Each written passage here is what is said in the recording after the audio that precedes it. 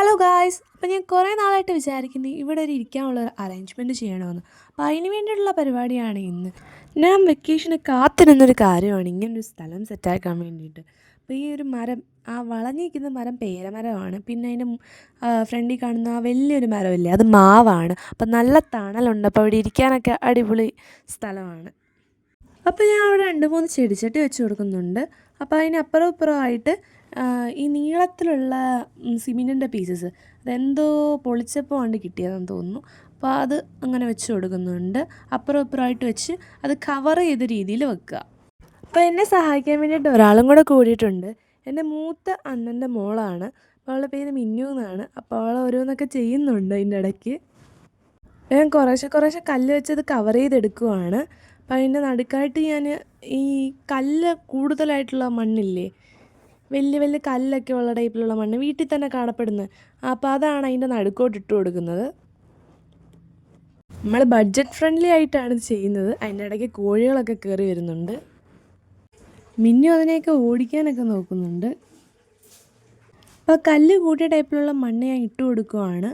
അതിൻ്റെ ആ ഒരു ചെടിച്ചട്ടിയുടെ അവിടെ അല്ല, ചെടിച്ചട്ടിയുടെ അപ്പുറം അപ്പുറമായിട്ടുള്ള ഭാഗത്ത് ഇങ്ങനെ കവർ ചെയ്തിട്ടുണ്ട് കേട്ടോ.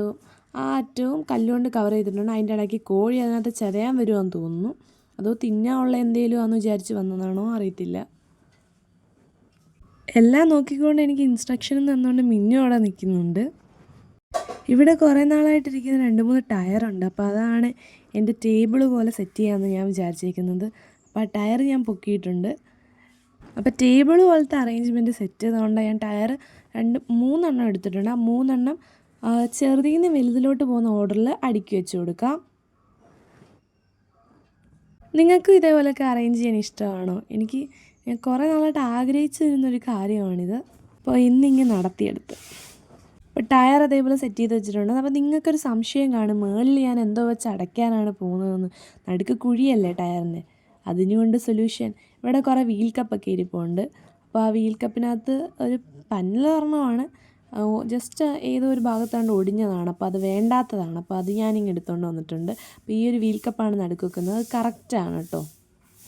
അപ്പോൾ ടേബിൾ സെറ്റ്. അപ്പോൾ ഇനി എന്താ, കസാരയല്ലേ വേണ്ടേ?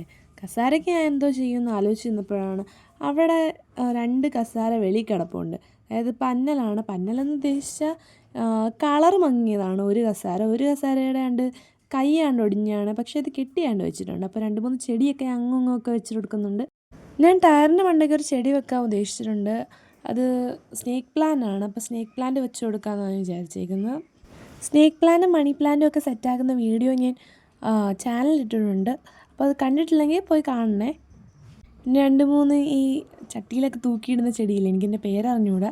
അപ്പോൾ അത് 2 ഇട്ട് കൊടുക്കുന്നുണ്ട്. അവിടെ ആണി ഉണ്ടായിരുന്നു. നേരത്തെ ഞാൻ ഇവിടെ മൊത്തം ചെടി തൂക്കിയിട്ടിട്ടുള്ളതായിരുന്നു. അപ്പോൾ അതിൻ്റെ ആണി അവിടെ കിടപ്പുണ്ട്. അപ്പോൾ ആ ആണിക്കകത്ത് ഞാൻ 2 ചെടിയും കൂടെ തൂക്കിയിടുന്നുണ്ട് അതേപോലത്തെ. ഇനി കസാരയും വെച്ച് സ്നേക്ക് പ്ലാന്റും വെച്ച പരിപാടി കഴിഞ്ഞു. പിന്നെ മാവിൻ്റെ അവിടെ ആയിട്ട് ഞാൻ ഒരു മണി പ്ലാന്റൊക്കെ വെച്ച് കൊടുത്തിട്ടുണ്ട്. അപ്പോൾ ഇത്രയുള്ള പരിപാടി. ഞാനും മിന്നുവോടൊന്ന് കാര്യം പറയുകയാണെങ്കിൽ, മിന്നുവിനെ എനിക്ക് ഇഷ്ടപ്പെട്ടു. ഈ സ്ഥലം നല്ല രസമുണ്ട്. ഇതേപോലത്തെ വെറൈറ്റി വീഡിയോയ്ക്കായി ചാനൽ സബ്സ്ക്രൈബ് ചെയ്യാൻ മറക്കല്ലേ.